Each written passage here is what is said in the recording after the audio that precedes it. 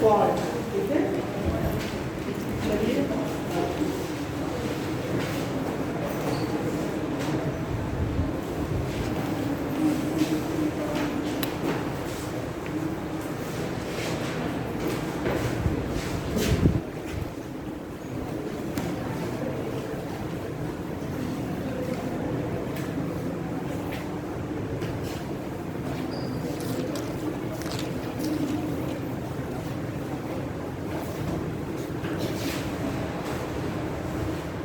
चलिए बच्चों ट्रेनिंग हो गई होगी आप लोगों की। और कितने तरह के भ्रंश होते हैं इससे रिलेटेड आता है कौन सा भ्रंश किस तरह का है। अब भ्रंश कौन सा किस तरह का है, भ्रंश मतलब समझते हैं कि दरार, भ्रंश का मतलब होता है दरार, किसी में दरार पड़ जाना। तो कोई चट्टान है उसमें दरार किस तरह से पड़ रही है, यानी कि क्रैक होकर के वो सीधे सीधे में पड़ रही है, कोई हिस्सा दब रहा है, कोई उठ रहा है, क्या हो रहा है। यही जो इनका स्वरूप होता है वो कितने स्वरूपों में, एक तरह से कहिए फटता कितनी तरह से है, दरार कितनी तरह की पड़ती है, इसी को टाइप ऑफ भ्रंश कह देंगे भाई। जैसे मोड़ में आपने देखा वलन, वलन कितने तरह का होता है, फोल्ड कितने तरह के बन सकते हैं। तो आपने देखा लगभग 8 तरह के जो आपको फोल्ड मिल रहे थे, मोड़ मिल रहे थे आप लोगों को। तो सेम उसी तरह की कंडीशन में यहाँ पर क्या है कि यहाँ पर दरारें बनेंगी। तो दरारें कितनी तरह की, क्लियर है। तो बस ये चीज़ें हैं, तो आपको समझना क्या है कि ये दरार कौन सी दरार किस तरह की है ना। तो यही दरार आपको जाननी है। तो आज का टॉपिक यही है। इसके बाद हम लोग रॉक्स पढ़ेंगे, चट्टानें। चट्टानें कितनी तरह की होती हैं, ठीक है, आपने सुना होगा आग्नेय चट्टानें, अवसादी चट्टानें, रूपांतरित चट्टानें, है ना। और कौन सी चट्टानें जब किस बिहेवियर की होती हैं। जैसे आग्नेय चट्टानें हैं तो वो कितने प्रकार की होती हैं। आग्नेय चट्टानों के बारे में देखेंगे। तो जब वो मलबा, आग्नेय चट्टानें किससे बनती हैं, मैग्मा से बनती हैं, लावा से। तो लावा ऊपर निकल करके फैल जाएगा तो वो होगा, लावा अंदर ही रह जाएगा, अंदर आकर के कई शाखाओं में बढ़ जाएगा, मतलब अंदर ही धरातल के अंदर। तो वो क्या होगा, कुछ संरचनाएं डाइक वगैरह का देखेंगे कि थोड़ा एकदम बाहर ही आ गया है लेकिन बाहर नहीं निकला है, और ऊपर की मिट्टियों का क्षरण हो जाता है तो दिखने लगता है। तो इस तरह से उसके बारे में आप देखेंगे, चट्टानों के बारे में। ये टॉपिक हम लोग का चलता है, ठीक है। तो भ्रंश भी इम्पोर्टेंट अपने आते हैं, वलन भी था। इसके बाद चट्टानें आएंगी। तो चट्टानों का तो बहुत सारा क्वेश्चन आता है, चट्टान तो अपने आप में इम्पोर्टेंट है, आपको बता दिए, है ना। इसी क्रम में हम लोग देखेंगे। आइए भ्रंश पास देखते हैं हम लोग। भ्रंश कुछ इसमें मुझे लगता है कि हो गया था। भ्रंश दो तरह का होता है, संपीड़न और दूसरा तनाव। क्या बोला था, संपीड़न होता है और तनाव, ठीक है। और सबसे ज़्यादा जो होता है वो क्या होता है, तनाव। ये बताया था आपको लास्ट डे, है ना। तो चलिए इसके आगे हम लोग कंटिन्यू करते हैं। सभी बच्चे समझ चुके हैं ना क्या पढ़ रहे हैं, हाँ बोल दिया करो, नहीं आता है तो भी बोलते नहीं आ रहा है सर समझ में, है नहीं आता क्या। तो जैसे अभी ये सब पढ़ते जाओगे, रटते जाओगे आप, तो फिर याद नहीं होगा आपको, क्योंकि कॉन्सेप्ट जब चीज़ें थोड़ी सी क्लियर होते हैं तो आपको समझ में आता है। तो भ्रंश क्या है, इतना सा है, छोटी सी बात। भ्रंश है क्या, दरार है। तो दरारें कितनी तरह की हो सकती हैं, है ना। जैसे इंसान के शरीर में बीमारियाँ कितनी तरह की होती हैं, आँख से संबंधित, कान से संबंधित, किडनी से संबंधित। तो हर चीज़ का डिपार्टमेंट बटा होता है ना। शरीर में जाएंगे तो हृदय कार्डियोलॉजी विभाग अलग होता है ना। आर्थो विभाग अलग होता है, फिजिशियन जो है अलग देखते हैं चीज़ को। मतलब इस तरह से जिसमें डिपार्टमेंट बने होते हैं हमारे शरीर से रिलेटेड बीमारियों को लेकर के, उसी तरह से हर का लगभग क्लासिफिकेशन होता है, ठीक है। तो भ्रंशन की भी क्लासिफिकेशन है, वलन की भी क्लासिफिकेशन थे आपकी, है ना। इससे क्वेश्चन अगर आपको ये मालूम है कि वलन कितने तरह के होते हैं और किस तरह के वलन में कौन सा मतलब संरचना निर्मित हो जाती है, तो आपके लिए बड़ा उपयोगी होगा। क्योंकि जितने भी फुल लेवल माउंटेन पढ़ेंगे, कोई भी चट्टान देखेंगे जो वलन हुआ है तो कौन सा वलन है कैसे बता पाएंगे। इसी तरह से जो भ्रंश देखेंगे तो कौन सा भ्रंश है कैसे बता पाएंगे, है ना। तो जब भ्रंश जानेंगे तभी तो कोई संरचना, जैसे अब देखिए कोई चट्टान बनी होगी, चट्टान मतलब कोई पहाड़ी बनी होगी, तो वो या तो फिर वो भ्रंश वाली होगी या तो वलन वाली होगी। तो पता चला आपको पता ही नहीं है, सब जानते बहुत कुछ है, पढ़े बहुत कुछ है, लेकिन बेसिक चीज़ें नहीं जानते हैं आप, तो अपने आप को आप बहुत असहज महसूस करेंगे। तो ये आपके ये है कुछ नहीं, इसको बस इतना समझ लेना है होता किस तरह का, बस इतना सा। और ये संरचनाएं आप लिखने के माध्यम से देख रहे हैं, समझ रहे हैं बात को, क्लियर है? तो ये इससे भगिए मत, इसको फेस करिए, इसको अपने दिमाग में रखिए। अभी जैसे मैं पूछूंगा कि वलन कितनी तरह के होते हैं, किस वलन में कैसा होता है, तो आप बताएंगे अभी। तो डरेंगे अगर नहीं आप समझे रहेंगे तो बताने से भगेंगे, कतराएंगे आप इसको, तो कतराइए नहीं इससे, इसका सामना करिए। जो बताया गया है उसको समझ में आ गया तो उसको याद भी रखिए, ठीक है? आइए बात करते हैं, सबसे पहले सामान्य भ्रंश की बात करते हैं, सामान्य दरार की बात करते हैं। बताइए तो आपका जो भ्रंश टाइप है वो क्या है? सामान्य भ्रंश, जिसे नॉर्मल फॉल्ट कहते हैं। सामान्य भ्रंश इसमें करिए बेटा, चट्टानों में दरार पड़ जाने के कारण, चट्टानों में दरार पड़ जाने के कारण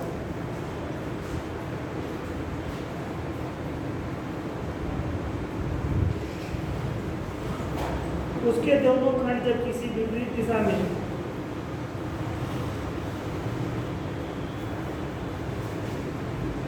चट्टानों में दरार पड़ जाने के कारण उसके दोनों खंड जब विपरीत दिशा में खिसक जाते हैं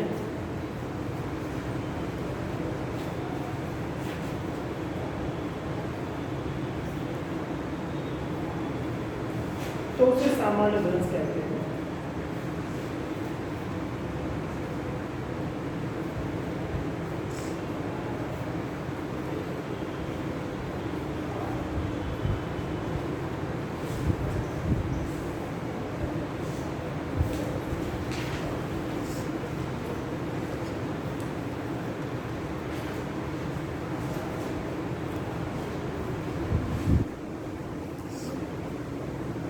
इस भ्रंश से भूपटल में प्रसार होता है,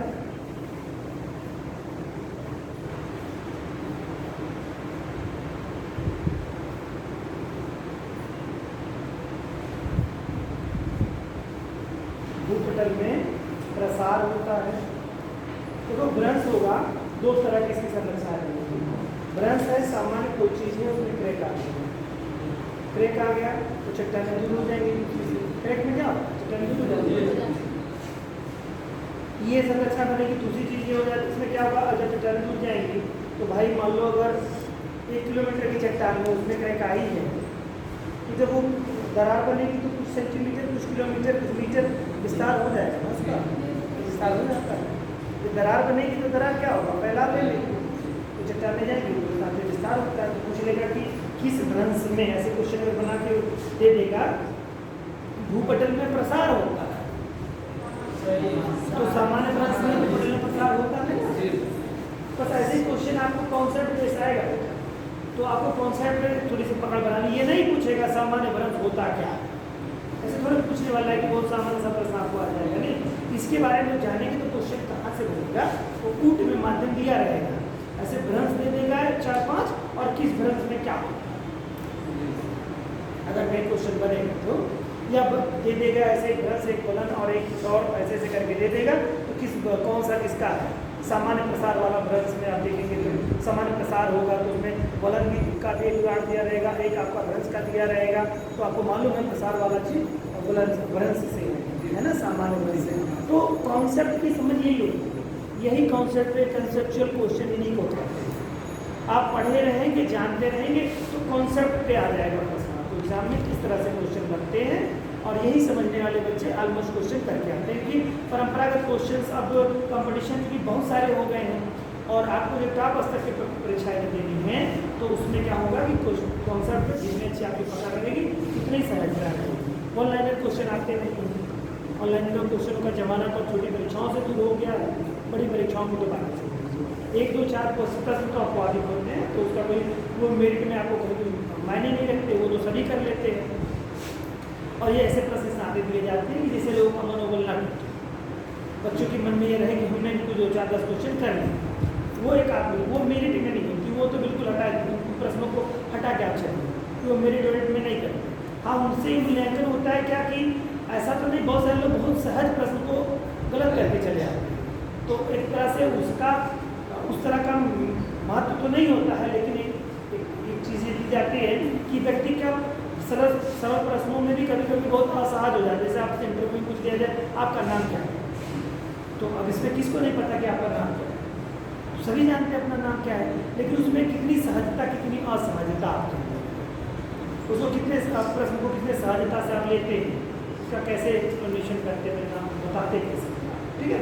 तो प्रश्न कभी कभी आपको डराते हैं, कभी कभी सहजता में आपके मानसिक स्तर को भी चेक करते हैं, तो तमाम सारा ऐसा प्रश्न आता है। तो ये जो प्रश्न और टॉपिक है सीधे कोई आने वाले प्रश्न नहीं है, ये जब भी रहेंगे आपको कूट के माध्यम से प्रश्नों के जवाब देने होंगे। तो अब भ्रंश में कभी कभी होता है कि भ्रंश में ऐसे होता है, चट्टान है तो चट्टान दब, तो ऐसे तो दरार हुई ये इससे भी, तो क्या हुआ, ये प्रसाद भी होता है, समझ रहे बात को। जैसे एक दरार है, दो क्रैक्स बने और एक क्रैक्स के माध्यम से एक चट्टान ऐसे मतलब बिछाएंगे, तो क्या हो गया कि ये इतना दूर का ये हिस्सा जो है विस्तार नहीं हो गया, क्योंकि चट्टान है और चट्टान क्या होती है, मोटी परत है, 30-35 किलोमीटर मोटी परत है। आप तो ऐसा नहीं सोचना है कि साहब गड्ढा हो जाएगा, उसमें गड्ढा होगा वो अलग विषय है, दरार पड़ेगी, लेकिन कहने का मतलब ये चट्टान ये थी और ये चट्टान यहाँ से ये यहाँ गई, तो इसके नीचे वाला हिस्सा है ना, कुछ इसके नीचे का कुछ इसके नीचे का हिस्सा ऐसे इससे ले गया, तो चट्टान ये यहाँ ही रहेगी, यहाँ रहेगी, बीच में इतना विस्तार भी तो हो गया, थोड़ा सा समझ लीजिए आपको। चलिए अगला है बच्चों द्युतक्रम भ्रंश। द्युतक्रम भ्रंश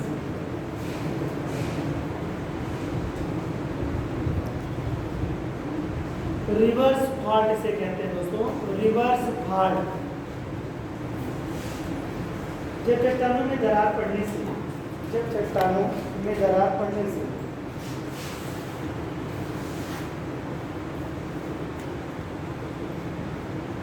चट्टान के दोनों खंड आमने सामने खिसकते हैं, चट्टान के दोनों खंड आमने सामने खिसकते हैं,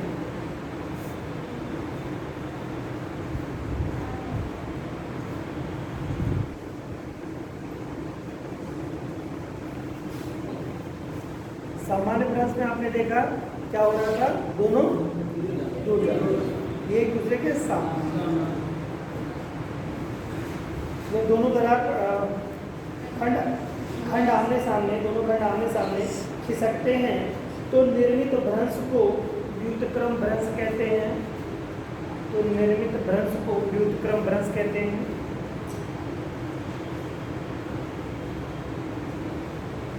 इस तरह के भ्रंश का एक खंड दूसरे खंड पर, इस तरह के भ्रंश में चट्टान का एक खंड, इस तरह के भ्रंश में चट्टान का एक खंड दूसरे खंड पर चढ़ जाता है, चट्टान का एक खंड दूसरे खंड पर चढ़ जाता है। इस क्रिया को उत्क्रम कहा जाता है। एक खंड दूसरे खंड पर चढ़ जाता है।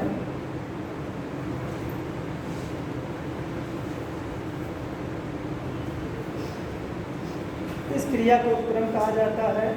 इस आधार पर व्युत्क्रम भ्रंश को उत्क्रम भ्रंश, उत्क्रम भ्रंश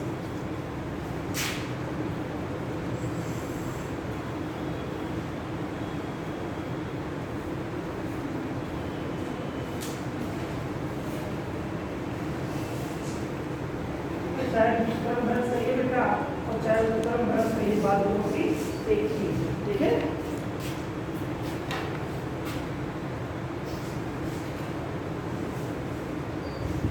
इनमें कगारों का निर्माण होता है, इनमें कगारों का निर्माण होता है। इस आधार पर व्युत्क्रम भ्रंश को उत्क्रम भ्रंश कहते हैं।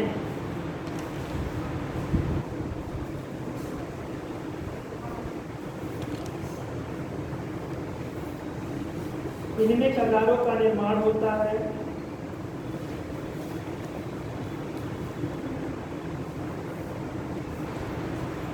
अब इसमें क्या हो, देखो क्वेश्चन यहीं से बने, क्या हो तो इसमें आपने देखा अभी लास्ट लाइन की क्या किया आप लोगों ने, लास्ट जो लाइन स्टेप कगार, कगार का निर्माण। कगार मतलब होता है क्या, किनारा। तो कगार जो होता है, जैसे पश्चिमी घाट पूर्वी घाट जानते हैं, पश्चिमी घाट, पूर्वी घाट पहाड़ियाँ हैं। तो ये जो कगार बनता है ना, जैसे ये आप देखिए प्रायद्वीपीय पठार के बारे में पढ़े हैं। प्रायद्वीपीय पठार का क्या होता है, विंध्याचल पर्वत श्रेणी का नाम सुने हैं। ये क्या है, इसकी सरहद बनाती है प्रायद्वीपीय पठार का सरहद जो बनाती है वो बनाता है पश्चिमी घाट इधर बनाता है, इधर पूर्वी घाट बनाता है, इधर विंध्याचल की पर्वत श्रेणी है, विंध्याचल पर्वत श्रेणी है।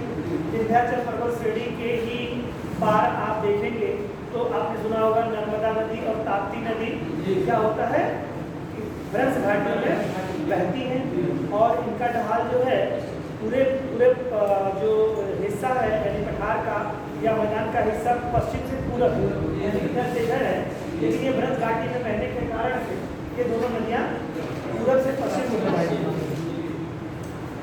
तो ये जो विंध्याचल पर्वत श्रेणी इस हिस्से की है, छोटा नागपुर पठार है और इसके ऊपर छोटा नागपुर पठार के ऊपर राजमहल की पहाड़ियाँ हैं बिहार में। ये सब क्या बनाती है, प्रायद्वीपीय पठार का कगार बनाती है। तो सब देखेंगे पहाड़ियाँ ही हैं। तो कगार मतलब होता है ऊंचा हिस्सा, कभी कभी कगार पे घाटियाँ भी होती है, समझ रहे हैं। तो कगार मतलब जो किनारा हुआ, और किनारे जो होते हैं इनके ढेर रहते हैं। तो जैसे ये पश्चिमी घाट पहाड़ी है, सबसे अच्छा उदाहरण आप देखो, ये अगर हो सकता है आपको न समझ में आ रहा हो, नहीं देखे होंगे, मैं जो बच्चे देखे हैं वो समझ रहे होंगे कि मैं क्या कह रहा हूँ। बाकी ये देखेंगे पश्चिमी घाट पहाड़ी है खूबसूरत, पाल घाट, घोर घाट, नाम सुने हो दर्रों का। ये दर्रे क्यों इम्पोर्टेंट है मालूम है, कोई बताएगा? ताल घाट, घोर घाट, पाल घाट, ये दर्रे क्यों इम्पोर्टेंट है? पहाड़ियों के बीच ये जो पहाड़ी है ना, हवाई जहाज से थोड़े चल रहे हो आप, बाइक से चलोगे, गाड़ी से चलोगे। ये हिस्से जो हैं इन पहाड़ियों के बीच की दरारें हैं, मतलब यानी कि जैसे आप ये सीटें अगर ये बीच में दर्रे ना होते तो आप लोग आ जा पाते। तो यही दर्रे हैं, ये पूरी पहाड़ी एक तरह समझिए, पूरी टोटल पहाड़ी, और बीच में यही क्या दर्रे, ये दर्रे, ताल घाट, घोर घाट, इसके नीचे पाल घाट, समझ रहे, दोनों के बीच के दर्रे। तो इम्पोर्टेंट क्यों है कि इस पहाड़ी में आने जाने का आवागमन बढ़िया प्रोवाइड कराते हैं, ठीक है। तो पहाड़ी के बीच का अवरोध, मतलब एक तरह से कहिए ब्रेक्स, जहाँ पहाड़ियाँ ब्रेक, तो ये ताल घाट, घोर घाट, पाल घाट जो है आपका पश्चिमी घाट के दर्रे। तो ये जो पूरी पहाड़ी है ना बेटा, यही कगार है, मतलब यानी कि इस वाले दर्रे से जब बनेगा उत्क्रम भ्रंश या उत्क्रम भ्रंश से जो दरार बनेगी तो उसके कगारों पर उठे हिस्से कह सकते हो, पहाड़ी वाले हिस्से, ऊंचे हिस्से। थोड़ा सा ये बात है, चलो उसके उदाहरण लिख लो।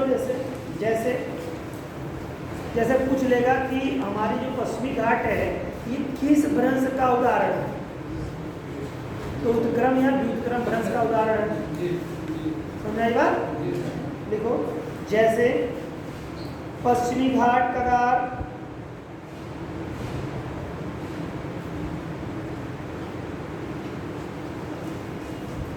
विंध्याचल पर्वत श्रेणी में लटकती घाटियां, विंध्याचल पर्वत श्रेणी में लटकती घाटियां,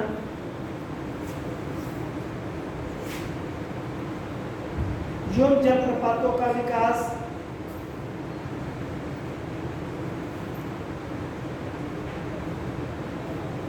योम जलप्रपातों का विकास,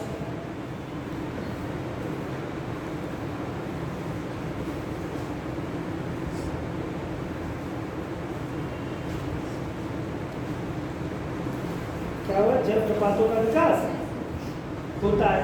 अब देखिए गरसोप्पा जलप्रपात कहाँ है दोस्तों, किस पहाड़ी में है? पश्चिमी घाट, पश्चिमी घाट कर्नाटक में तो है, शरावती नदी पर है।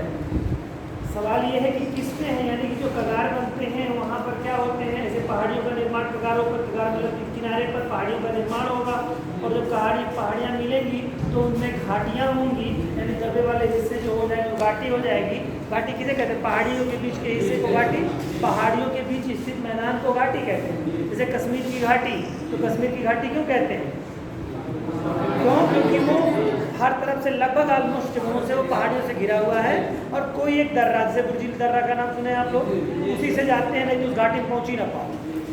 तो घाटी में पहुँचने का अगर रास्ता उसी को बंद कर दो तो सब लोग घाटी में कैद, अब कोई पहाड़ चढ़ के कूद जाए अलग से है। अन्यथा की स्थिति में आवागमन प्रभावित। इंसान क्या करता है, जब तक रास्ते नहीं होते, हम लोग इस बात को एहसास कब नहीं कर पाते, क्योंकि हम लोग मैदानी क्षेत्रों में रहने वाले लोग हैं। पहाड़ी क्षेत्रों में रहिए तब पता चलेगा पहाड़ियों के बीच में, है ना। अभी एक लोगों के बारे में एक मूवी बनी हुई थी बिहार में, आपने देखा है, पहाड़ी काट करके उन्होंने बनाया था अपनी पत्नी की याद में, है ना। वो क्या नाम था, कौन माझी, हजरत माझी। तो उनको एहसास है, हम आप मैदान में रहते तो हमें नहीं एहसास है कि कैसे है। अब मान लो आपको इस मकान के पीछे वहाँ जाना, मान लो इमेजिन करो इस विंडो के उस पार जाना है, कैसे जाओ, सोच लो। अब पूरा जाना पड़ेगा, पूरा इधर से उस हाईवे पकड़ोगे, उधर से वो हाईवे पकड़ोगे, अब फिर इसके बाद आ पाओगे। अगर मान लो आपकी पेन, बड़ी कीमती पेन, विंडो के उस पार चली जाए, विकल्प समझ रहे हो ना। तो ये क्या हो जाएगा, यहाँ समझ में आएगा दर्रा क्या होता है, यानी एक डोर की क्या रिक्वायरमेंट है, तब समझ में आती है ना। तो इसी तरह से उन क्षेत्रों में रहने वाले लोगों के लिए एक जटिल समस्या क्रिएट हो जाती है, और उन दर्रों का भी इम्पोर्टेंस हो जाता है। सड़कें जब भी बनाई जाती है दर्रों से बनाई जाएगी, वरना सड़कें ऊंचाई पर जाते पहाड़ों पर चढ़ करके आपको बननी पड़ेगी, तो रिस्क हो जाता है। आप लोग देखते हैं टीवी के माध्यम से और चीज़ों और तमाम सारे संचार माध्यमों से आप देखते हैं कितने जटिल हिस्से में पहाड़ को काट करके उस पर रास्ते बनाए जाते हैं, और गाड़ियाँ चलती हैं उसमें से, की तरफ बहुत बड़ी खाइयाँ दिखाई देती हैं आपको। तो वो सब चीज़ें जो होती हैं उन क्षेत्रों के लिए इम्पोर्टेंट। बहरहाल ये जो पगार बनता है, इसमें आप देखेंगे तो घाटियाँ बनेंगी, ठीक है, और क्या बनेंगे, झरने बनेंगे, और क्या बनेंगे, पहाड़ियाँ बनेंगी, ठीक है।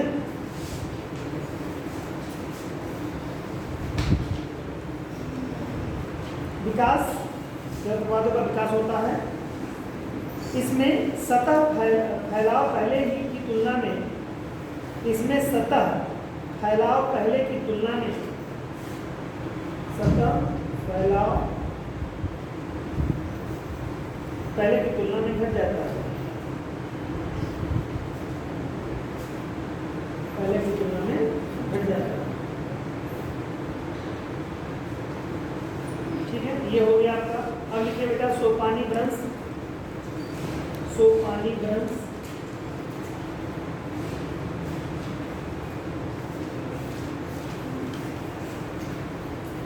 सोपानी भ्रंश हम जानते हैं,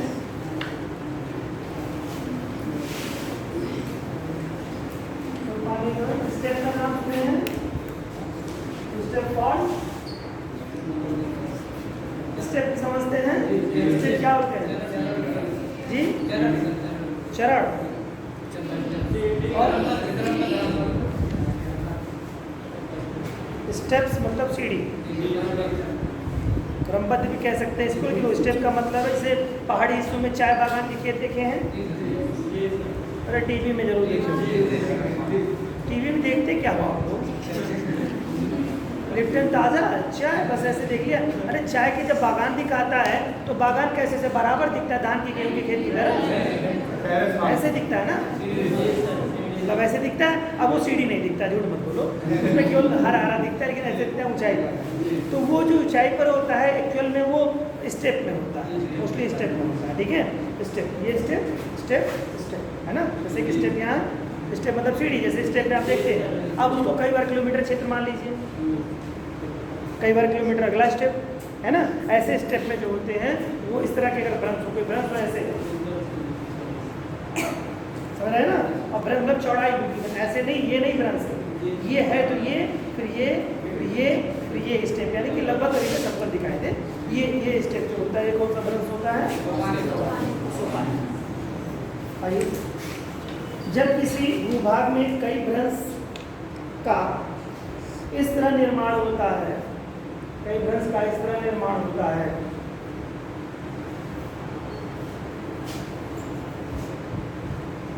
कि भ्रंश तल के ढाल, कि भ्रंश तल के ढाल एक ही दिशा में हो तो, भ्रंश तल के ढाल एक ही दिशा में हो तो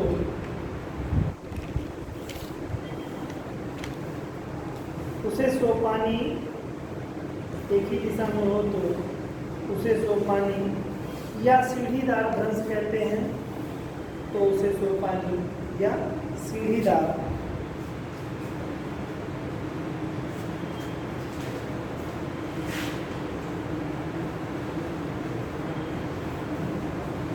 कहते हैं। इस तरह के भ्रंश के निर्माण के लिए यह आवश्यक है कि इस तरह के भ्रंश के निर्माण के लिए यह आवश्यक है कि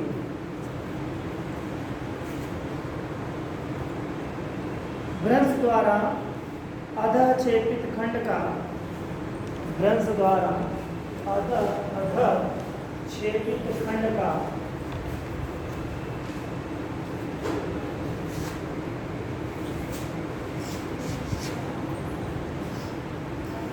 अधक्षेपित खंड का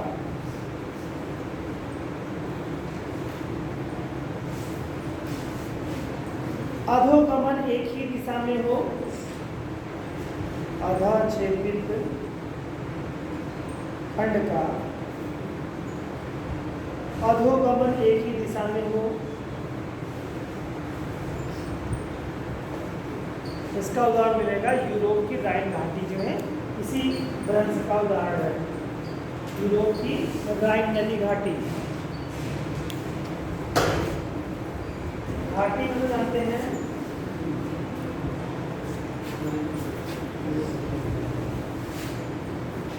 ठीक है।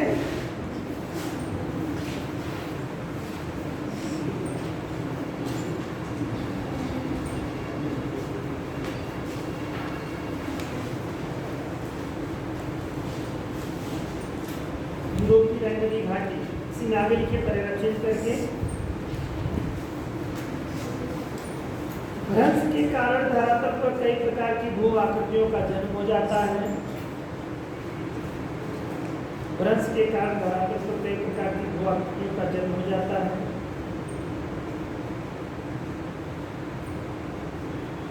भ्रंश के कारण धरातल पर कई प्रकार की भू आकृतियों का जन्म हो जाता है।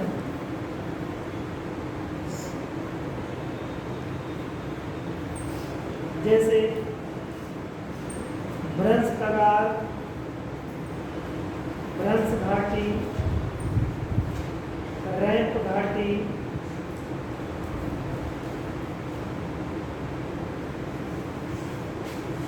भ्रंशोज पर्वत, हॉर्स पर्वत,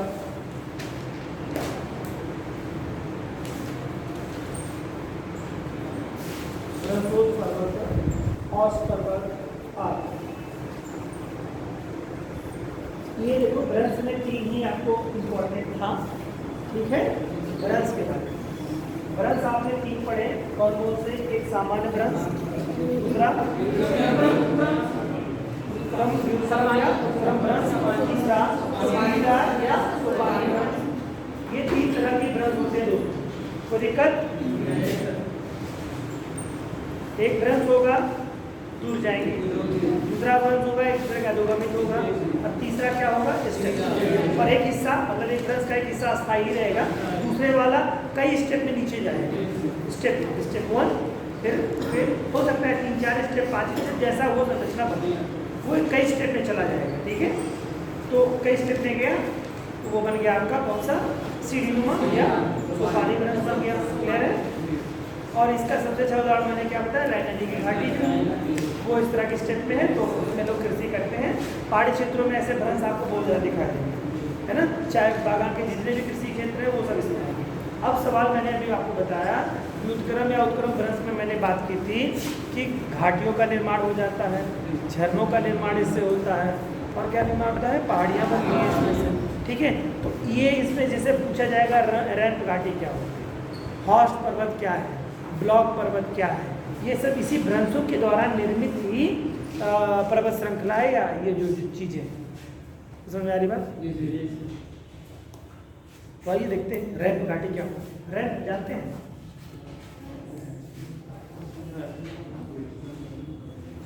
रैंप पे कैटवॉक देखा है? टीवी के माध्यम से हमें बहुत सारे हमारे नॉलेज की भी चीज़ें होती हैं, अगर हम उसको लेना चाहें तो। रैंप घाटी जैसे रैंप पे देखा ना कि वो मॉडल जो है कपड़ों के डिज़ाइन को और तमाम सारी चीज़ों के दिखाते हैं आपको, उसमें फैशन वगैरह जो प्रोग्राम वगैरह जो ऑर्गेनाइज करते हैं, वो क्या कहते हैं? उसको नाम क्या देते हैं? कैटवॉक। मतलब वो रैंप पे रहता है ना, उसका हिस्सा क्या होगा? ऊंचा सा होता है और और बाकी सारे दर्शक जो भी अपनी जैसे स्थिति में बैठे हों, अपना चेयर लगी होती है, वो अपना उस पर अपने डिज़ाइन का या जो भी चीज़ें हैं फैशन चीज़ों को अपने दिखाते हैं। तो उसका नाम रेंट भी है। रेंट। आइए ब्रंश घाटी की बात करते हैं, इसे रिफ्ट वैली हम लोग कहते हैं इसमें। चलिए बात करते रहेंगे, कुछ जिज्ञासा दिमाग में रखा करिए तो आपको काम आएगा और घर जाके देखिए रिफ्ट वैली, ठीक है। ब्रंश घाटी, ठीक है। ब्रंश आज का निर्जीव है, क्या हुआ, बीमार हो क्या? कोई कितने दूर के साथ पढ़ोगे तो दिमाग को मिलना नहीं है। थोड़ी सी स्माइल होनी चाहिए चेहरे पर, हैं? मालूम है कि आप लोग दुविधा से मारे हुए हैं, पढ़ते पढ़ते बहुत सारे लोग बुढ़े हो गए, आप ही लोग बस नंबर है इसी क्रम में। चलिए वैली, ठीक है, कोई बात नहीं। वैली मतलब क्या होता है? वैली मतलब क्या होता है?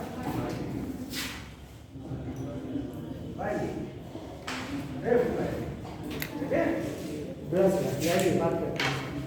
जब दो समानांतर भ्रंशों का मध्यवर्ती भाग नीचे धंस जाता है, जब दो समानांतर भ्रंशों का मध्यवर्ती भाग नीचे धंस जाता है,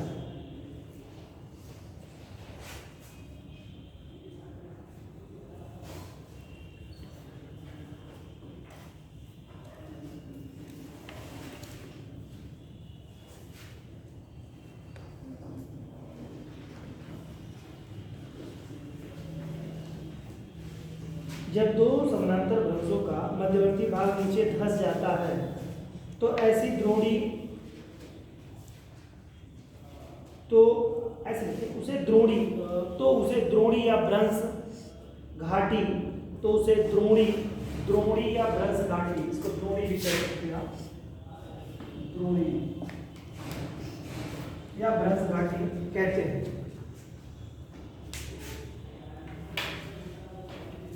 अफ्रीका की गायत्री घाटी के बारे में किसी ने सुना है, या अफ्रीका की भ्रंश घाटी के बारे में किसी सुना है? नहीं सुना है, कोई बात नहीं। तो अफ्रीका कुछ पहली चीज ये जान लीजिए कि इसमें क्या कहा है कि भ्रंश मतलब दरार, दरार का मध्यवर्ती भाग दब जाए, तो यानी कि कगार दोनों ऐसे रहेंगे, बीच वाला हिस्सा दब जाए, तो वही हो जाता है क्या, द्रोणी या भ्रंश। और जब ये कई हजार वर्ग किलोमीटर में हो जाए, अब दरार कोई जरूरी थोड़े ना कि इतने दूर में ही होगा, दरार की कोई लिमिटेशन है कि इतने दूर में ही होगी, मतलब कुछ किलोमीटर में, ये कई वर्ग किलोमीटर में तो हो सकता है। तो यहाँ पर आपको अपने दिमाग को ब्रॉड रखना है कि दरार है तो दरार बड़े स्तर पे कई वर्ग किलोमीटर के एरिया को कवर करेगी। तो ये जो दरार है इसमें बहुत सारे विक्टोरिया झील के बारे में, टंगालिका झील वगैरह के बारे में आपने देखा, ये सब इन जगहों पर ये मूल आसपास की जगहों से नीचे वाले हिस्से होते हैं, दब जाते हैं। क्या होता है, दरार पड़ी तो बीच का एक खंड दब, और जब बीच का दब गया तो यानी कि आसपास की मूल भूमि से गहरा हिस्सा हो गया ना। जैसे फर्श धुले हो, किसी ने अपने घर का फर्श धुला है, जब फर्श टूट जाते हैं तो धुलाई में क्या हो जाता है, जब बाकी झाड़ों से पानी निकाल देते हैं आप वाइपर वगैरह से, तब भी उन गड्ढों में पानी रह जाता है। फिर आप और तमाम सारे उपकरणों के माध्यम से पानी को विसर्जित करते हैं वहाँ पे। अरे सड़क के गड्ढे देख लो भाई, उसमें क्या हो जाता है, वो भी हो जाता है ना, वो क्या मूल भूमि से गड्ढा हो जाता है तो झील बन जाता है। ऐसे ही रैंप पे आप समझ लीजिए ये वाला हिस्सा जो हो जाएगा वो झील, तो बड़ी बड़ी झीलों का निर्माण इसी नाते वहाँ पर आपका दिखाई देगा। और ये यहाँ से बहुत सारी चीज़ें आपको और भी चीज़ें भी इंपॉर्टेंट इसमें जानने को मिलेगी। टाइम कम है, साथ ही थोड़ा सा मुद्दे पे ले जाते हैं। आइए बात करते हैं आगे की। और एक बात जान लीजिए कि जर्मन भाषा में भ्रंश घाटी को ही ग्रेबन कहते हैं। ग्रेबन किस भाषा में? जर्मन भाषा में भ्रंश घाटी को ग्रेबन। ठीक है, ले लीजिए। Thank you.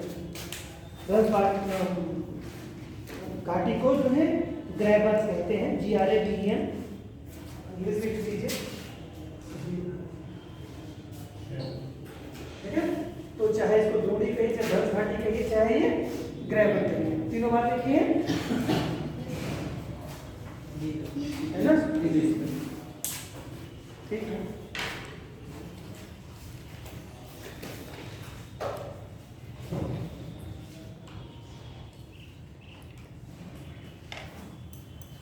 सर्वप्रथम अब ब्रह्म घाटी कहाँ ढूंढी गई थी और ब्रह्म घाटी ये शब्द यूज कब में आया, इसके बारे में थोड़ी सी बात कर लेते हैं।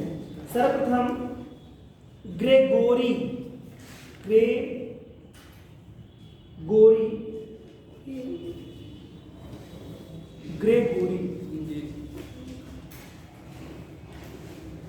नामक वैज्ञानिक ने या नामक भूगर्भ शास्त्री ने पूर्वी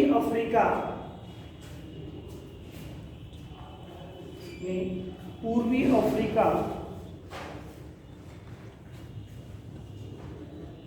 की महान घाटी को देखकर, पूर्वी अफ्रीका की महान घाटी को देखकर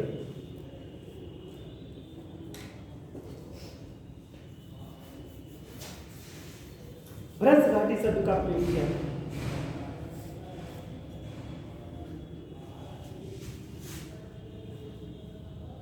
ब्रह्म घाटी शब्द का प्रयोग किया था। इस ब्रह्म घाटी में ही अफ्रीका की प्रमुख झीलें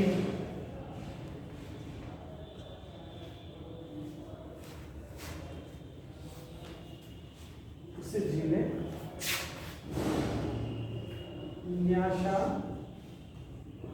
टंगानिका, विक्टोरिया,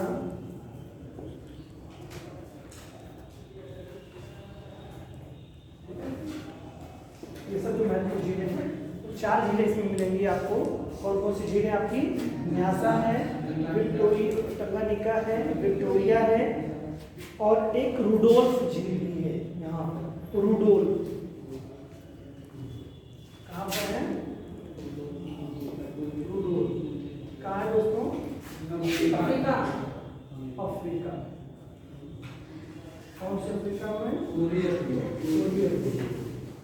ब्रह्म घाटी में स्थित है। तो एग्जाम में क्वेश्चन पूछता है कुछ गिवन या रीजन कहाँ है, तो कोई पाकिस्तान लगा देता है, कोई अफगानिस्तान लगा देता है और कोई श्रीलंका से लेकर के तमाम सारी जगहों पर लगा देते। तो आपको याद होना चाहिए ब्रह्म घाटी में 4 जिले महत्वपूर्ण जिले हैं, है ना?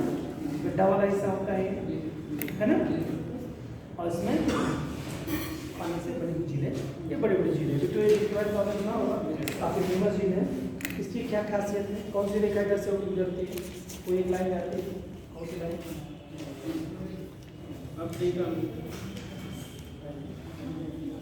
कर्क रेखा, मकर रेखा, विषुवत रेखा, तीनों रेखा अफ्रीका की।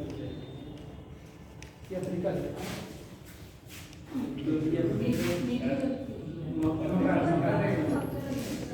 कौन सी? एग्जाम में कुछ ऐसे पूछ लेगा, पढ़ा आपने ये पूछ लेगा कि हमको क्या चीज़ें, तो आपको मालूम होनी चाहिए इन झीलों से कौन सी रेखा होकर गुजर रही है, क्या चीज़ हो रही है। हर चीज़, जब कोई चीज़ पढ़िए तो उससे संबंधित चीज़ें भी जानिए। चलिए, ये 4 झीलें आपने नोट कर ली। तो घाटी की अफ्रीका की प्रमुख झीलें टंगानिका या टंगानिका, लेकिन टंगानिका भी मिलेगा तो बात वही टंगानिका ही है, स्थित हैं।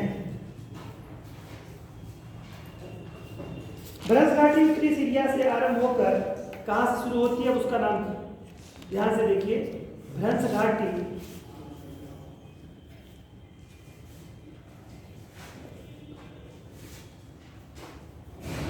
स्वेज नहर देखो,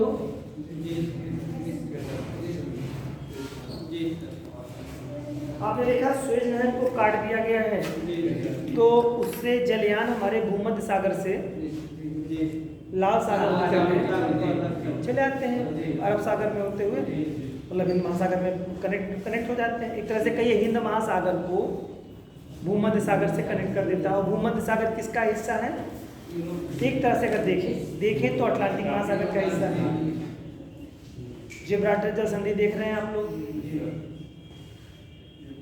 जल कनेक्टेड है वहाँ का, और अरब सागर का या लाल सागर का जल किससे कनेक्टेड है? हिंद महासागर से, है ना।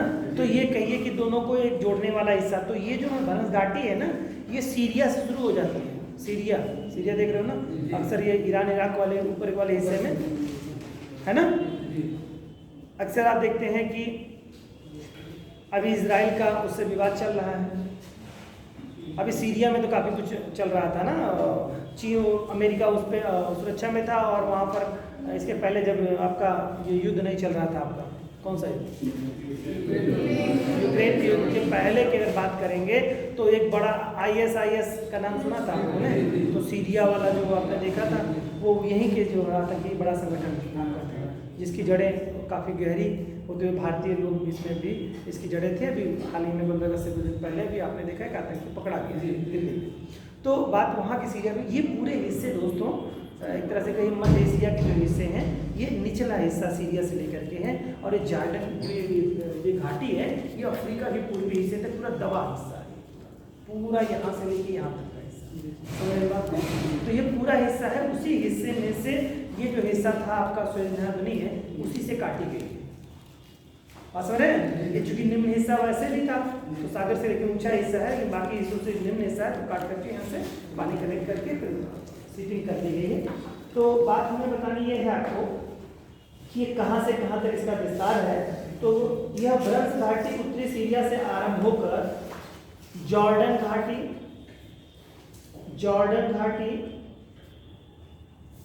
अकाबा की खाड़ी, रिपीट कर रहा हूं मैं, यह भ्रंश घाटी उत्तरी सीरिया से आरंभ होकर जॉर्डन घाटी, अकाबा की खाड़ी, लाल सागर, अबिसीनिया,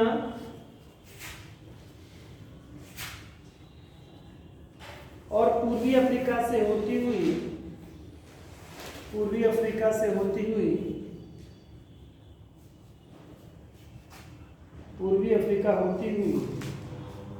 जाम्बेजी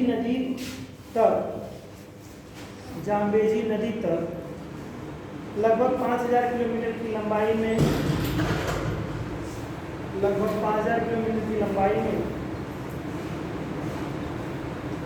विश्व की अन्य प्रसिद्ध भ्रंश घाटियों, ऐसे लिख लीजिए पहले, 5000 किलोमीटर लंबाई में फैली हुई है, ठीक है। पहले तो इसके बारे में लिखिए, फैली हुई है, हो गया, ओके। परिवर्तन कर लीजिएगा। विश्व की अन्य प्रसिद्ध भ्रंश घाटियों में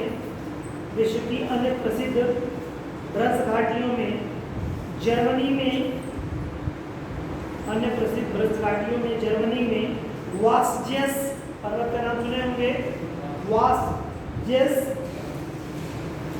और काले जंगल के बीच राइन नदी की घाटी, काले जंगल के बीच राइन नदी की घाटी,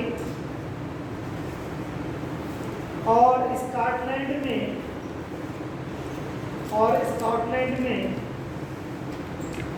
मिडलैंड भ्रंश घाटी, और स्कॉटलैंड में मिडलैंड भ्रंश घाटी उल्लेखनीय है।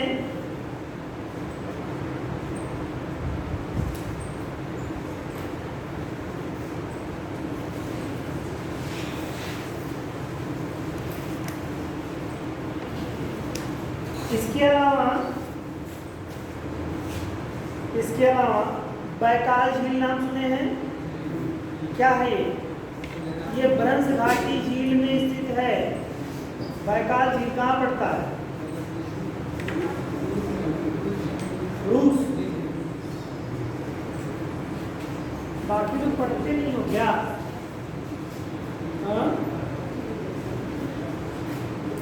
बैकाल झील, लाल सागर भी भ्रंश घाटियां ही हैं, सब भ्रंश घाटी में स्थित हैं। लाल सागर भ्रंश घाटियां ही हैं।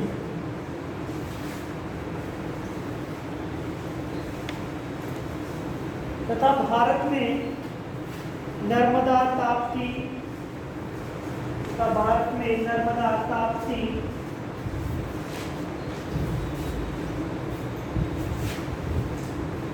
तथा ऊपरी दामोदर घाट नदियों की घाटियां ब्रज घाटी के उदाहरण हैं।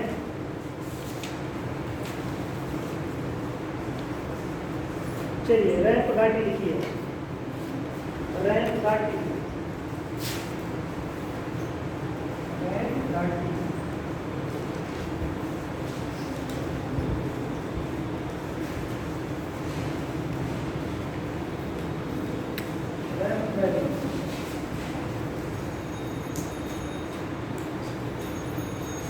इस प्रकार की घाटी का निर्माण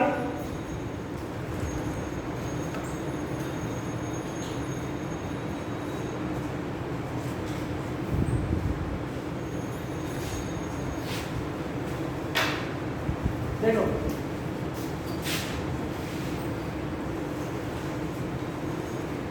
इस तरह का अगर निर्माण हो गया, ये चट्टान के बीच में ये दरार पड़ी, नीचे बैठ गया, तो कौन सा हो गया ये?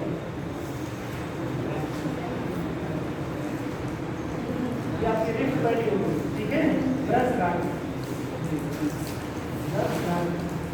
इसको द्रोणी भी कहते हैं, और क्या कहते हैं?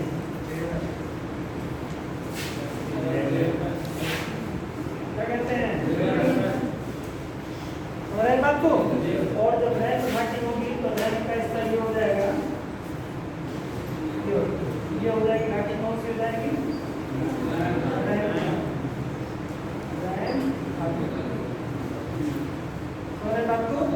क्या हो जाएगा? चौकोर नामक करके। अभी कई बार किलोमीटर का एरिया है दोस्तों, मतलब थोड़ा इसका ये हिस्सा खड़ा ढाल का हो जाएगा, ये इस तरह के खड़े ढाल का होगा। अब समय के साथ ये हिस्से क्या हो जाएंगे?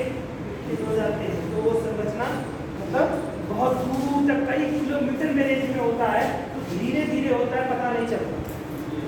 मतलब इसका जो कोण बनता है, ये कोण ऐसे पकेट जैसा नहीं बनेगा कि दिखा रहे खुल गया क्या, ऐसे नहीं दिखेगा। ये कई बार किलोमीटर का एरिया होता है, धीरे धीरे ढाल होता है। जैसे बिहार की तरफ जाओ तो दिखेगा अरे हम नदी में आ गए, नहीं आएगा। लेकिन आप देखेंगे बाढ़ में पटना बह जाएगा। क्यों ऐसा हो जाए? क्यों? क्योंकि वो ढाल उसका ऐसे है ना। अब यहाँ रहोगे तो बाढ़ से वंचित रहोगे, मतलब इसी से। इधर जाओगे कभी भी डूब सकते हो, पानी तुम्हारा मकान डूब सकता है। कभी दिल्ली में देखा बाढ़ आ गई, दिल्ली के मकान डूबते, डूबता है। कहीं कहीं बहुत गड्ढे बना देते, पानी निकलते के ड्रेनेज सिस्टम में डूब जाता है। लेकिन मोस्टली क्या होता है, इस क्षेत्रफल में यही डूबता है। यहाँ से देखेंगे, हवाई जहाज से कभी देखा किसी राज्य का कि मुख्यमंत्री महोदय सर्वे कर रहे हैं किसी भी राज्य का, तो हेलीकॉप्टर से देखिए पेड़ पौधे दिखाई देते, बाकी पानी दिखाई देता है। 2-4 ऐसे टापू के जैसे घर दिखाई देते हैं। तो मुख्यमंत्री सर्वे करते हैं, बहुत ज़्यादा बढ़ गया, दिक्कतें बहुत ज़्यादा हैं, महामारियाँ ज़्यादा हैं। आपदा प्रबंधन वगैरह पढ़ेंगे आप लोग, तो आपदा प्रबंधन में यही चीज़ें होती हैं कि कुछ क्षेत्र ऐसे होते हैं जो हमेशा आपदाग्रस्त होते हैं। भारत का 2/3 हिस्सा आपदा प्रभावित क्षेत्र है।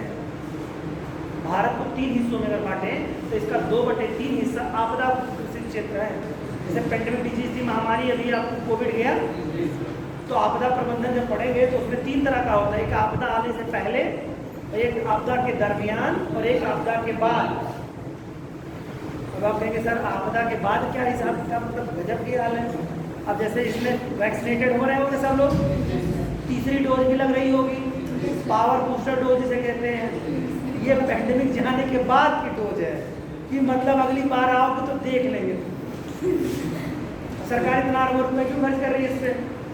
सरकार के पास पैसा ज़्यादा है क्या? फिर एक और लगा लो, 3 हो गया, एक और ले लो, 4 डोज ले लो। सरकार का इसमें धन जा रहा है ना। सरकार क्या करिए, आपदा से बचने के लिए अलर्ट कर रही है, कोई बात नहीं है। अगली बार जब महामारी आएगी, अब देखिए कोविड फैलता है तो लोग कहाँ मर रहे हैं, मतलब रेशियो बहुत कम हो गया ना। लेकिन पहले टाइम में देखिए कितनी भयंकर स्थिति थी। तो आपदा प्रबंधन वगैरह में जब देखेंगे आप लोग, तो बाढ़ से मैंने रिलेटेड किया था। बिहार के जो निचले हिस्से हैं, अक्सर क्या होता है, पहले सर्वे अधिकारी बारिश आने से पहले जो बांधों का सर्वे कर देंगे और पूरी व्यवस्था चाक चौबंद कर देंगे, बताएंगे कागजी तौर पे सारे बांध एकदम कंप्लीट है, बाढ़ आने दीजिए देख लेंगे। जैसे बाढ़ आ गई, अब देखने लगे कि भाई अब टूटने वाला है, तो तत्काल प्रभाव से भागो। तो सारे जितने भी इंसान हैं सबको सुरक्षित स्थानों से बाढ़ के क्षेत्रों से पहुंचाया जाए। अब कुछ मवेशी वहीं रह जाते हैं और कुछ लोग कहते हैं हम भैया यहीं रहेंगे, मर भी जाएंगे तब नहीं छोड़ जाएंगे। प्रशासन उनको उठाने के लिए बहुत परेशान हो जाता है, वो नहीं छोड़ के जाते। तो उस समय क्या होता, बाढ़ आ गई तो पता चला ऊंचे वाले हिस्से में बच्चे पड़े हुए रहते हैं ऐसे, तो उनका रेस्क्यू करता है प्रशासन। रेस्क्यू करके उनके मवेशियों को या उनको दोनों को ले जा करके बाहर पहुँचा। और जब बाढ़ चली जाती है तो उससे महामारी तमाम सारी बीमारियाँ उत्पन्न हो जाती हैं। जैसे पानी के सारे जो जल के स्रोत होते हैं वो गंदे पानी से डूब जाते हैं, तो उससे एक तरह के नए नए रोग संचारित होते रहते हैं। तो सरकार को नई चुनौती का सामना वहाँ भी करना पड़ता है। समझ रहे बात को? तो ये चीज़ें मतलब बाढ़ वाले क्षेत्रों के लिए आपदा वगैरह देखेंगे, जैसे उड़ीसा वगैरह आप लोग देखेंगे सबसे ज़्यादा आपदा प्रभावित क्षेत्र रहता है। चक्रवात उसको भी, चक्रवात किधर आते हैं सबसे ज़्यादा? कौन सा तट किस राज्य का प्रभावित होता है? उड़ीसा का। सबसे ज़्यादा चक्रवात किस में आते हैं? अरब सागर बंगाल खाड़ी में। बंगाल की खाड़ी में 2/3 चक्रवात वहाँ आते हैं। यानी 4 चक्रवात अगर आए, मतलब 5 चक्रवात 6 चक्रवात आते हैं तो 5 में से 4 चक्रवात बंगाल की खाड़ी में और 1 चक्रवात अरब सागर में। यानी कि चक्रवात ज़्यादा यही आते हैं बंगाल की खाड़ी में। क्यों? क्योंकि सकरा है, मैंने बात की थी आप लोगों से, तो ये सकरा होने के नाते यहाँ पे चक्रवात तो क्षेत्र हो जाएंगे। आपका 2018 में भारत सरकार ने एक जो है आपदा सूचकांक जारी किया। आपदा सूचकांक में कुछ जनपदों के, कुछ राज्यों के नाम उसमें हैं, वरीयता श्रेणी में स्टेट्स के नाम हैं। आपदा प्रभावित क्षेत्रों में सबसे केंद्र शासित प्रदेशों की बात करेंगे तो दिल्ली सबसे नंबर 1 पे है आपदा वाले, और सबसे आखिरी वाले स्थान पे क्या है, कौन सा है? आओ भाई, तो आपदा वाले जो क्षेत्र हैं तो लक्षद्वीप है तो वह भी सबसे कम आपदा वाला है। और राज्यों में बात करेंगे तो सबसे पहले मध्य प्रदेश, महाराष्ट्र का नंबर आएगा आपदा प्रभावित क्षेत्र में। राज्य में सबसे ज़्यादा 3 जिलों के नाम एग्जाम में पूछ लेता है कि आपदा प्रभावित जिलों में का क्रम क्या है। तो दक्षिण परगना, उत्तर परगना सुने हैं नाम? कहाँ के? पश्चिम बंगाल के, ठीक है। तो उत्तरी 24 परगना जनपद जो है सबसे ज़्यादा जो है आपदा प्रभावित डिस्ट्रिक्ट है सबसे ज़्यादा। दूसरे नंबर पे पुणे है महाराष्ट्र का, और तीसरे नंबर पर दक्षिण 24 परगना पश्चिम बंगाल का। तो ऐसी बहुत सारी चीज़ें, तो आपका इस तरह की स्थिति जब आप लोग अधिकारी बन जाएंगे तो मान लो आपको SDM बना दिया गया हरैया, क्योंकि बाढ़ वाला क्षेत्र है इस नाते मैं उसका जिक्र कर रहा हूँ यहाँ पे। तो उस क्षेत्र में आपको रहेगा, आपको सर्वे करना होगा कि बाढ़ आ गई, जिस क्षेत्र आ गया इस बार तो बारिश ज़्यादा नहीं हुई, लेकिन अगर हो गई होती तो बंदे में क्या है, सारी चीज़ें कागजी तौर पे आपको सुरक्षित करना होता है, उसकी मैपिंग करनी होती है, क्योंकि बाढ़ में पता नहीं कौन कौन बह जाएगा, तो मैपिंग होनी चाहिए। अब पता चला पानी भर गया तो गाँव ही नहीं दिख रहा है कहाँ गाँव है, उसकी मैपिंग तमाम सारी चीज़ें रहेंगी तब तो पहले जान पाओगे।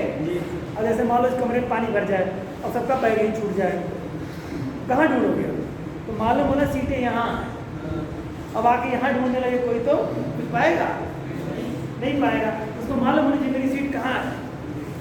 तो ये मैपिंग होती है। अक्सर देखते हैं बड़े बड़े शहरों में जब कोई घटनाएं होती है, बड़ी बड़ी लुलू माल जैसे मान लो भी, एशिया का सबसे बड़ा माल, भारत का सबसे बड़ा माल कौन सा माल है? लुलू। अब वो क्या है, उतना बड़ा माल है कि भाई उसके बारे में मैपिंग नहीं होगी तो किस हिस्से में क्या है कैसे पता है। रेस्क्यू टीम जो जाती है वो रेस्क्यू टीम ऐसे जाती है। बड़े बड़े होटलों में आपने देखा अभी जैसे जो मुंबई अटैक हुआ था ताज होटल वाला, सबकी बड़ी बड़ी जगहों पे आग लग जाना या कोई इस तरह की आपदा, इस तरह और प्राकृतिक आपदा आ जाना या ह्यूमन मेड आपदा आ जाना, तो सबकी मैपिंग इसी नाते रखी जाती है। शहरी क्षेत्रों में नगर पालिकाओं में बड़ी बड़ी बिल्डिंगों से लेकर छोटी छोटी इंडस्ट्रीज जो लगी जाती है, सबकी मैपिंग रहती है, इसी कारण से रहती है कि पता रहे किस हिस्से में क्या हो रहा है। तो पता ही नहीं रहेगा एग्जिट कहाँ है, एंट्री कहाँ है, कैसे लोग निकलेंगे, तो तमाम सारी ऐसी चीज़ें हैं। तो बहरहाल आपदा की बात कर रहे थे, तो आपदा के बारे में भी अलर्ट करने की आवश्यकता है। रैंप घाटी में हम लोग बात कर रहे थे, रैंप से आगे चलेंगे। तो अभी हम लोगों ने देखा कुछ घाटियों के बारे में, जरा आपको बता दीजिए कि कुछ झीलें जो हैं जो कि कहाँ पर स्थित हैं, भ्रंश घाटी में स्थित है। तो बैकाल झील, इसके अलावा न्यास झील, टंगानिका झील, विक्टोरिया झील और रुडोल, ये सब कहाँ की हैं? जगहों पर की गए हैं, है ना। इसी तरह से आप अगर बात कर लेंगे कि भारत की कोई झील आपको मिलेगी? भारत की मैंने नदी घाटी के बारे में ब्रज में बताया आपको, कौन कौन सा? ये सब क्या है? बहुत अच्छे, आप लोग बहुत जानते हैं यार। चलिए, रैप घाटी असम देखे हैं? सब देखे हैं? नहीं देखे हैं? चलो मैं दिखा देता हूँ। ये है आपका असम, ठीक है? चलो आज से जान गए सब लोग असम। असम क्या है? असम कौन सी घाटी का उदाहरण? क्या है? भ्रंश घाटी है कि रैप घाटी है? असम रैप घाटी। क्या है? रैप मतलब क्या है ना? अब एकदम नोकपन मिलाने लगना कि सर मिला नहीं निकलता, मिट्टी भर गया है ना तो नहीं मिलेगा, समझ गए ना? तो ये ऐसे दिखना मतलब कुछ इस संरचना मिलेगी। तो ये जो रैप घाटी का उदाहरण आपको मिलेगा आपका असम की घाटी। ये इसी नाम से इस वाली घाटी में बहुत सारा ये नदी आती है, ब्रह्मपुत्रा और साथ लेके आती है। तो माजुली द्वीप जानते हैं, एशिया का क्या विश्व का सबसे बड़ा नदी द्वीप है, और उसमें बहुत सारा बाढ़ आता है, तो बहुत ज़्यादा कटान कर रहा है, तो बहुत नुकसान उसमें पहुँचा रहा है। तो ये सब तो मजा चीज़ है। रैप घाटी समझ गए? इस प्रकार की घाटी का निर्माण उस स्थिति में होता है, रैप घाटी का निर्माण उस स्थिति में होता है, या इस प्रकार की घाटी का निर्माण उस स्थिति में होता है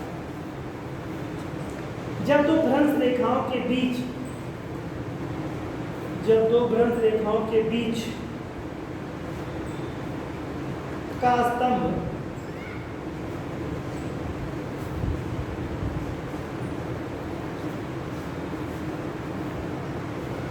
दो भ्रंश रेखाओं के बीच का स्तंभ यथास्थिति में ही रहे, यथास्थिति में ही रहे,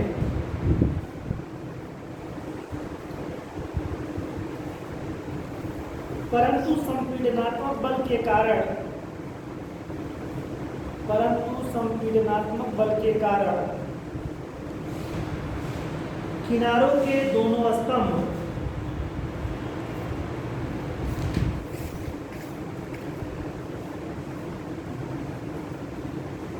किनारों के दोनों स्तंभ उठ जाएं।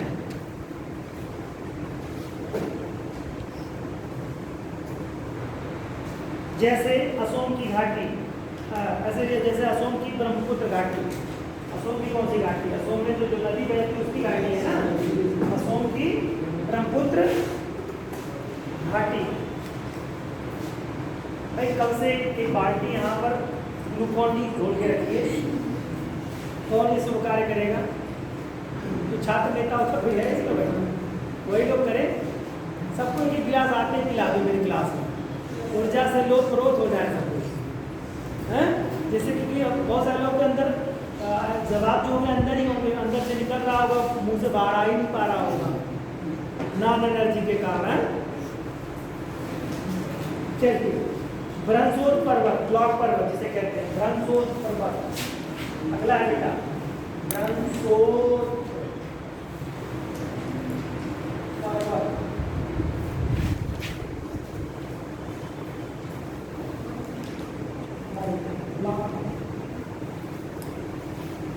ठीक है, ब्रह्मसोद अलग रहता है, ब्रह्मसोद। ठीक है, ब्लॉक माउंटेन से कहते हैं। देखिए ये बहुत इंपॉर्टेंट है, 2 ही पॉइंट है, उसके बाद कुछ नहीं है इसमें, बाकी आप सभी जानते हैं। ब्रह्मसोद पर्वत में लिखिए बेटा, जब दो भ्रंशों के बीच का भाग, जब दो भ्रंशों के बीच का भाग यथावत रहे, जब दो भ्रंशों के बीच का भाग यथावत रहे, यानी दरार पड़ी उसके बीच का भाग यथावत। यहाँ पर देखो क्या था, भ्रंश घाटी में क्या था कि दोनों हिस्से वैसे थे, बीच वाला हिस्सा दब गया था। और इसमें क्या हो रहा है ब्रह्मसोद पर्वत में, ब्लॉक पर्वत में, कि बीच का हिस्सा, जैसे ये पूरा हिस्सा मान लो, ऐसे पहले मैंने बनाया पूरा हिस्सा, अब क्या हो रहा है बेटा, ये बीच का हिस्सा अच्छा छूट गया और बाकी ये हिस्सा यहाँ आकर के बैठ गया। क्या हो गया, यहाँ आकर के ये हिस्सा, ये चीज शिफ्ट हो गई, मतलब ये वाला हिस्सा शिफ्ट हो गया यहाँ, ये वाला हिस्सा शिफ्ट हो गया यहाँ। तो कौन सा, ये अब जब ये हिस्सा क्या हो जाएगा, ऊंचा हिस्सा हो नहीं जाएगा बेटा। अब नाप तरह से करना कि चौकोर होगा, क्योंकि अक्षर वर्णन होगा, क्षरण होगा, तो ये कुछ इस रूप में आ जाएगा, ऐसे हो जाएगा ना आपका। तो ये पर्वत जो होगा वो कौन सा पर्वत होगा? ब्लॉक, ठीक है। ब्लॉक पर्वत मतलब वो उठा नहीं है, एक्चुअल में उसके आसपास के हिस्से दब गए, तो कौन सा हो गया? ब्रह्मसूत्र, ठीक। वो उठा नहीं है, ये मत कह देना कि उठ गया सर, वो ऐसे ही है, ऐसी चीज है, ताकि इससे गहरे हो गए तो आप अपने आप बड़े हो गए। आपके आस पड़ोस के लोग, जो सबसे छोटा बच्चा हो उसके आसपास के लोग सब छोटे हो जाए तो अपने आप वो बड़ा हो जाएगा, या वो लोग जमीन में धंस जाए थोड़े थोड़े, तो बाकी सबसे बड़ा क्लास में कौन होगा? वही बच्चा होगा, यही है, ठीक है। बीच का भाग यथावत रहे, किनारे के भाग नीचे धंस जाए, तो ऊंचे उठे भाग को ब्रह्मसूत्र पर्वत कहते हैं। इसका ढाल एकदम खड़ा, इसका ढाल एकदम खड़ा,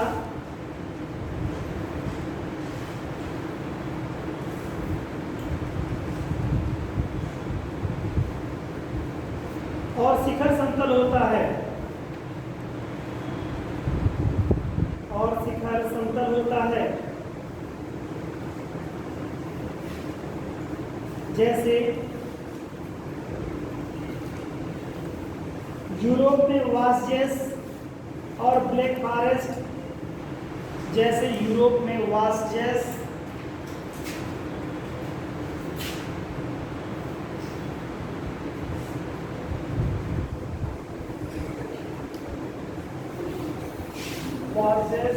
यो ब्लैक फॉरेस्ट,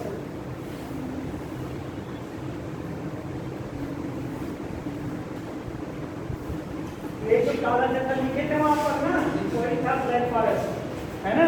वासजेस पर्वत और ब्लैक फॉरेस्ट, ध्यान सुनना, देखो बेटा, एक वासजेस पर्वत और दूसरा ब्लैक फॉरेस्ट के बीच में ही कौन? राइन नदी घाटी है, राइन नदी की घाटी वासजेस और ब्लैक फॉरेस्ट के बीच में है, तो वही कह रहा है यहाँ पर वासजेस और ब्लैक फॉरेस्ट पर्वत किसके उदाहरण? ब्रह्मसूत्र।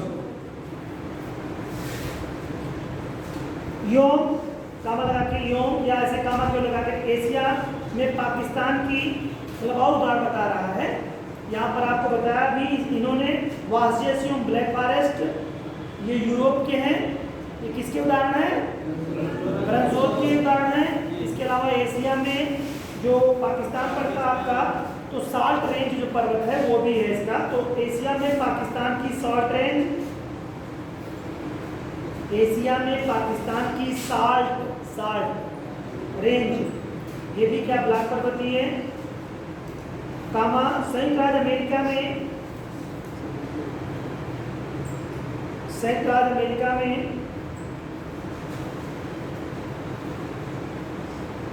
दक्षिणी ऑर्गन प्रांत के, दक्षिणी ऑर्गन प्रांत के, ऑर्गन प्लेस है, दक्षिणी ऑर्गन प्रांत के स्किन्स माउंटेन, स्किन्स ऐसे रहेगा, skins, skins mountain, skin mountains तथा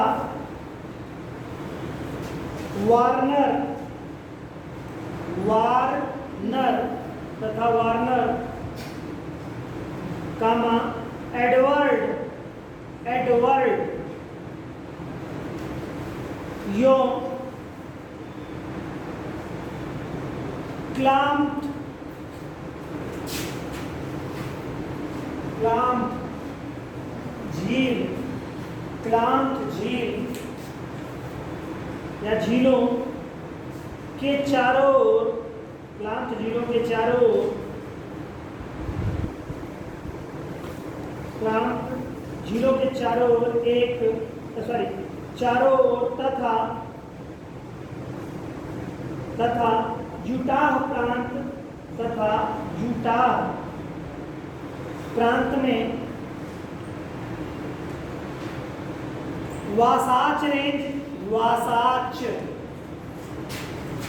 वासाच रेंज, रेंज मतलब श्रेणी होता है, रेंज वासाच रेंज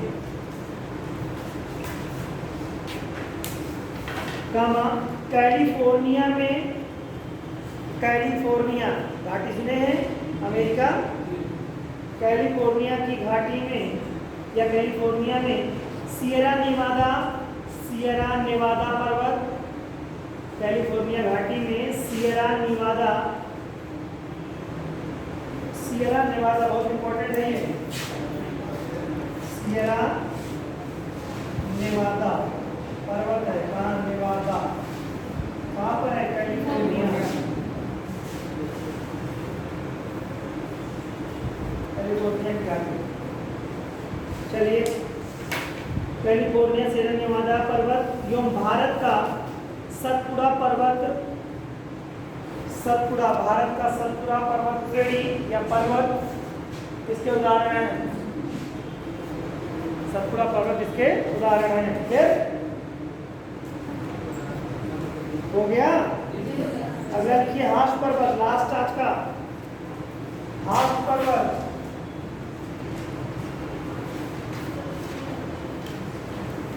हास माउंटेन, हास पर्वत।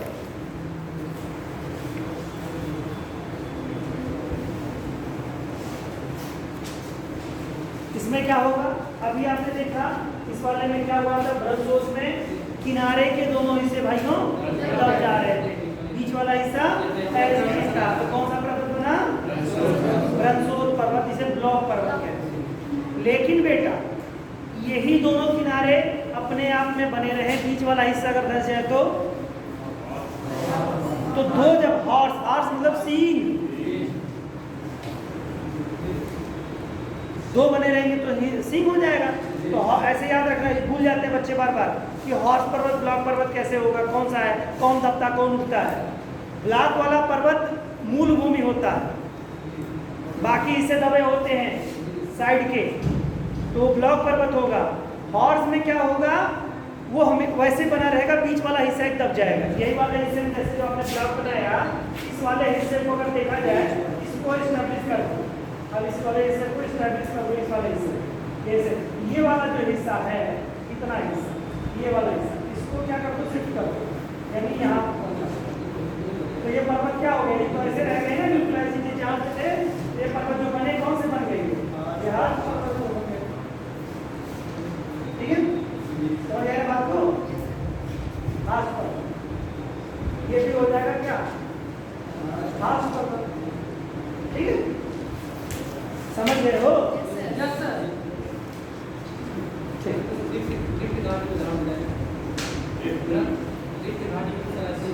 नहीं वो अलग चीज़ है, घाटी को अलग रखिए, इसको अलग रखिए, बस इतना। हाँ बिल्कुल ऐसे बनेगा, लेकिन इसको अलग रखिए।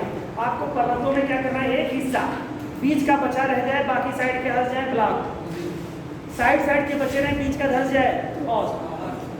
कौन हॉस्ट बनेगा, साइड साइड वाले, हास्ट पर्वत, ऐसे समझिए। हास्ट मतलब समझने के लिए हाथ अपना समझ लो, हो सकते हो, है ना, ये भी समझ सकते हो, उसे हाथ पर्वत कहते हैं। ठीक है, साइड पे दोनों हिस्से खड़े रहेंगे, मूल रूप से बने रहेंगे, बीच का हिस्सा दब जाएगा। ठीक है, जैसे मान लो 3 बच्चे बैठे हैं, ठीक, 2 बच्चे नीचे चेयर के टूट के चेयर चली गई, नीचे बच्चे आ गए, तो कौन सा बच्चा पर्वत बना, ब्लॉक पर्वत बन गया बच्चा, और बीच वाली सीट टूट गई, बाकी दोनों बच्चे मूल स्थान पे बने हुए हैं, तो कौन सा पर्वत, बस बात खत्म, सारी बात जड़ सिर दर्द खत्म। ठीक है, जब 2 भ्रंशों के किनारों के भाग, जब 2 भ्रंशों के किनारों के भाग, जब 2 भ्रंशों के किनारे के भाग यथावत रहे, जब 2 भ्रंशों के किनारे के भाग यथावत रहे, एक बीच का रहे एवं बीच का भाग ऊपर उठ जाए,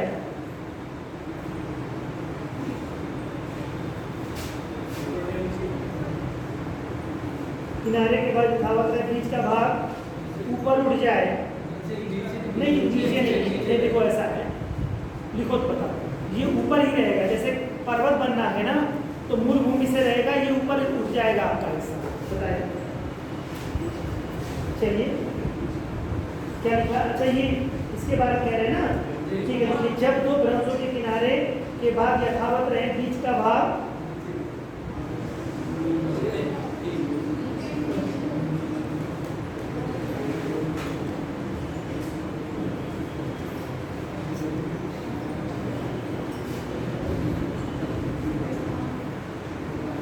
ऊपर ही उठेगा, नीचे नहीं जाएगा।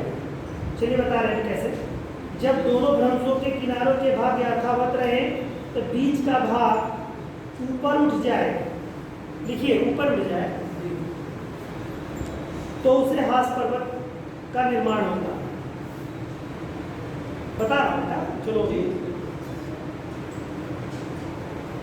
हास पर्वत का निर्माण होगा। जैसे जर्मनी का हार्ज पर्वत, जर्मनी का हार्ज पर्वत,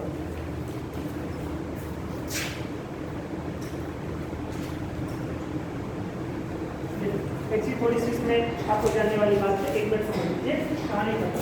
हार्ज पर्वत और ब्लॉक पर्वत में क्या अंतर है थोड़ा सा। ये था क्या, मूल भूमि थी, ठीक। अब इसमें हुआ क्या कि जो मूल भूमि आपकी है, ये हिस्सा पूरा है, और इस मूल भूमि में ये वाला हिस्सा यानी ऐसे बनाते हैं।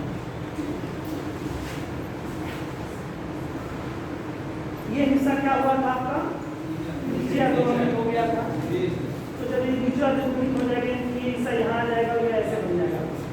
ये तो बना था, क्या कहलाता है ये, ब्लॉक पर्वत, या इसको ही भ्रंशोत्थ पर्वत कहा जाता है। अब जरा देखिए, ये उठा नहीं है, ये जैसे के तैसे यथावत है बिल्कुल। लेकिन अभी हाउस पर्वत में क्या हो रहा है कि ये हिस्सा तो ऐसे बना होता है आपका, मतलब मूल भूमि में, लेकिन ये बीच वाला हिस्सा यानी ये वाला हिस्सा, ये क्या करता है, मूव कर जाता है। भ्रंश बना, ये मूव कर गया, और ये ऐसे, ये मूव हुआ है, ये मूव हुआ, ये मूव नहीं हुआ, ये एज इट इज है, ये मूव करके गया है। अगर मूव करके ऊंचा हिस्सा मतलब बनेगा पर्वत, तो वो कहलाएगा वो हार्ज पर्वत। थोड़ा सा सोचिए, ये मूव किया है और ये मूव नहीं किया है, यानी कि आसपास के हिस्से, साइड के हिस्से धसे हैं, वो ऐसे ही था। कौन सा हो गया, ब्लॉक पर्वत। लेकिन अगर जगह मतलब दरार पड़े और एक हिस्सा बीच का उठ जाए, उठ करके जो पर्वत बने वो हार्ज पर्वत। तो समझ आया? तो ये थोड़ा सा दोनों पर्वत जैसे ब्लॉक में भी ऊंचा दिखता है, हाथ में पर देखिए इसमें है क्या पर्वत, वो बात मैंने जो बता दी वो घाटी के बारे में, ठीक है। तो अब यहाँ पर समझ में आया ना, एक हिस्सा क्या है, उठ करके अपने आसपास के हिस्से से उठ करके बना हुआ पर्वत, और एक पर्वत जो है वो ऊंचा नहीं उठा, वैसे ही था, साइड के हिस्से धस गए। क्लियर?